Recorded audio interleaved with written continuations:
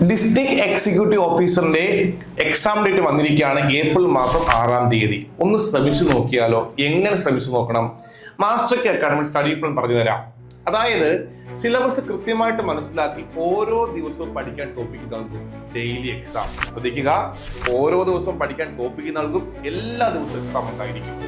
നമ്മുടെ പുതിയൊരു crash course ഈ മാസം 11-ാം തീയതി ആരംഭിക്കുകയാണ്.